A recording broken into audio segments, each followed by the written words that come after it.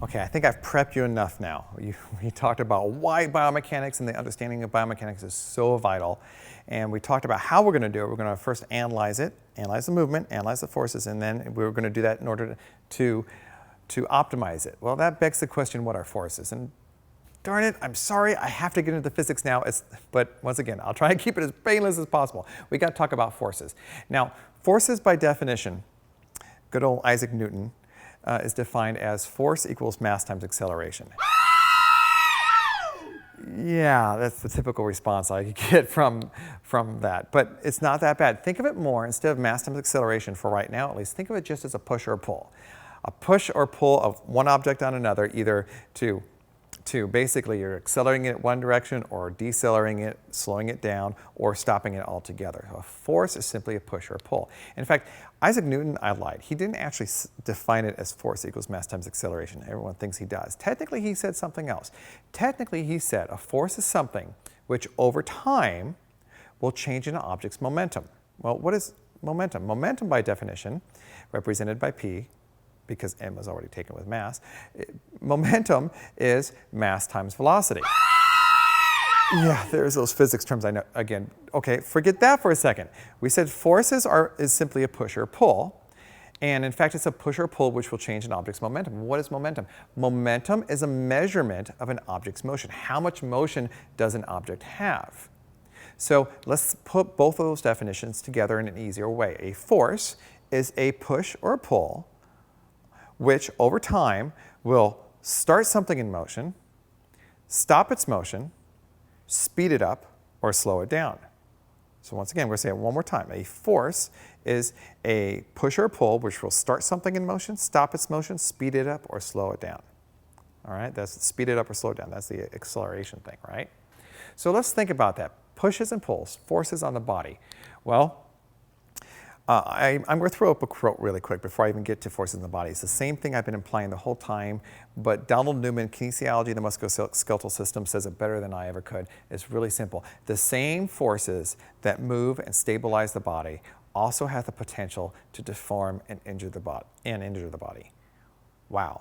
That's why understanding forces and the application of forces, the application of biomechanics is so important. You do it right, and it moves, stabilizes, and creates all these positive adaptations to the body and gets us to our goals. But if you do it wrong, you screw them up and you injure them. How's that? All right? So let's look at forces in the body. You have the internal forces in the body. Well, those are what we are often concerned with, the active ones. All right? The internal forces produced by inside the body are the muscles. Those are the active ones. But you also have the passive forces, the connective tissue, like the ligaments, right? And the joint capsule and all the other forms of connective tissue that hold things together, right? So they're pulling, right? Holding things together. Those are passive, while muscles are active forces. Then you have the forces from the outside of the body. Well, those, the main one that is on us all the time is gravity. Our own body weight, the force due to gravity, right? Our own body weight is considered an external force, including any additional weight that we put on it, any additional load, like, when I, once again, do my 80-pound dumbbell curls. Seriously, all right? That 80-pound dumbbell, that looks like 80 pounds, right? That's an external load. So when my bicep and my other elbow flexors, my brachialis and my brachioradialis, do this elbow flexion right here, it's not just the weight of the dumbbell that it's lifting, it's also the weight of the forearm. All right? Now, most of the time, depending on the exercise, we may negate this. We may say, well, this is the main load we're looking at because this is so much bigger than all that. But other times, the weight of the body is the main weight, like a bodyweight squat, a pull-up, a push-up. That is the external load that we're moving primarily. Other times, it'll be primarily, once again, something that we put in our hands typically, or something we put against our shin in a machine that we're pushing and pulling against. So at times we'll be looking at forces that are loaded on the body. Other times we'll be looking at just the body weight, and sometimes we'll actually have to put them both together. Other forms of other forms of external forces on the body, I should say, would be like fluid or drag resistance. So that would be technically like in the water, that creates like a drag resistance. Technically we get a drag resistance in the air, especially if you think about running into a pretty strong wind, you feel that resistance against you. Now, when it comes to drag resistance, there's actually a couple different forms of drag resistance. But the important thing there is it naturally wants to decelerate you and slow you down. Imagine I'm in neck deep water here and I do this motion, boom, right? I'm doing horizontal adduction at the shoulder.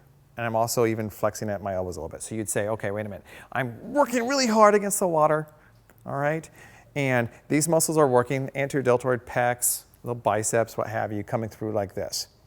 And what's happening, I'm working really, really, really hard, those muscles are shortening, right? So it works concentrically. But what's happening is the water is decelerating me and that drag resistance is trying to slow me down. So the faster I try to go, the more the water tries to slow me down. And boom, there we go. Now when I go back, now the drag resistance is going the other direction. So now I'm rhomboids, posterior deltoid, and so forth, my horizontal abductors and my retractors, and a little tricep. What's my point? In the water, I'm primarily working only concentrically, all right? And I can work speed relatively safely. Because what we're going to find, remember how I said speed? You have more potential for injury because you have to decelerate it and slow it down. You have to be able to stop that force that's moving rather quickly. Well, the water's slowing you down the whole time. So you don't have that. So that's why a lot of physical therapy is actually done in the water initially, because it is safer. Now, life doesn't always work that way, and we want to get our clients to be able to train to properly decelerate themselves, all right? But that said, that's some of the difference between a drag resistance versus a gravitational resistance. Lastly, there are elastics or bands, like tubing or springs or what have you. The interesting thing about tubing and springs is that the more you pull on it, the greater the force there is.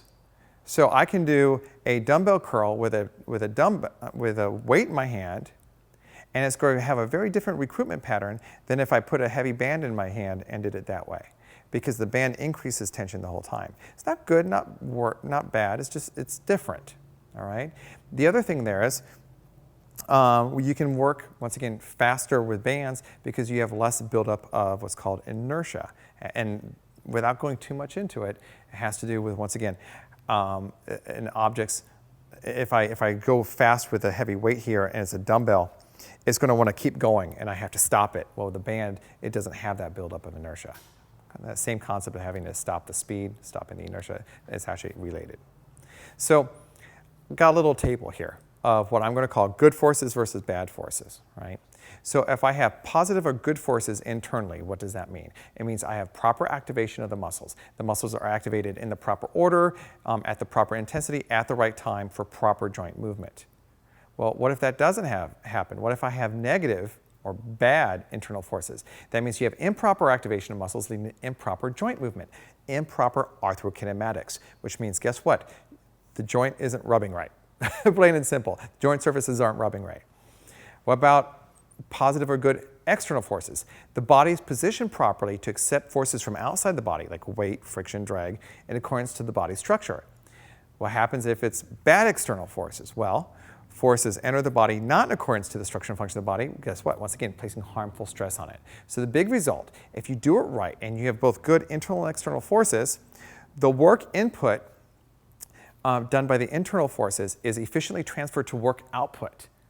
For an example, like propelling yourself forward, running forward, throwing a good punch. It's very efficient, which means you've got good structural adaptations, growth, hypertrophy, what have you, and you have things like increased velocity, increased speed, and so forth, all right? If you don't load it up right, you're not as efficient, you're wasting energy, putting undue stress on the joints, higher risk of connective tissue damage, and you're actually slower in the long run, all right? Not as powerful. So once again, and the basic understanding of biomechanics is essential for performance. So we stressed joint structure and function, all right? And I keep going back to that, about putting negative forces on the joint. Let's think about that for a second. Stress versus strain, the elastic properties of solids. I can take a pencil, and I can start putting a force on it like this, all right? And I'm putting a force, I'm pushing here and pulling here over a certain unit area, all right? So I want to notice, and that's called mechanical stress. I'm putting stress on this pencil right now. And notice, I increase the stress either by increasing the force or decreasing the area that I'm putting on. So if I put a lot of force on a little tiny area, I'm putting a lot of mechanical stress on it. However, if I distribute that same force over a larger area, it's not so bad. It's not so much mechanical stress. So I can put that mechanical stress, that force per unit area on here. And I don't know if you can see in the camera, but I'm actually bending the pencil a little bit. I think you can imagine that. So I'm actually what's called causing strain on it. And what I'm doing here is I'm actually changing, in a sense, the length of the pencil on top is bowing this way. All right? And it's actually almost changing a little bit. So I'm actually increasing the length a little bit on top. I'm bowing it. So a strain is the change in length versus the original length. So there's something called Young's modulus, which is stress over strain. By the way, it's not on your test. Don't freak out about it. The principle is what I want you to understand. I can put stress on this pencil. I can put a significant amount of stress over time. And it keeps putting a strain on it. And eventually, I might, even with this pencil, cause it to eventually permanently bend. It doesn't, because initially it kind of rebounds back to a straight position.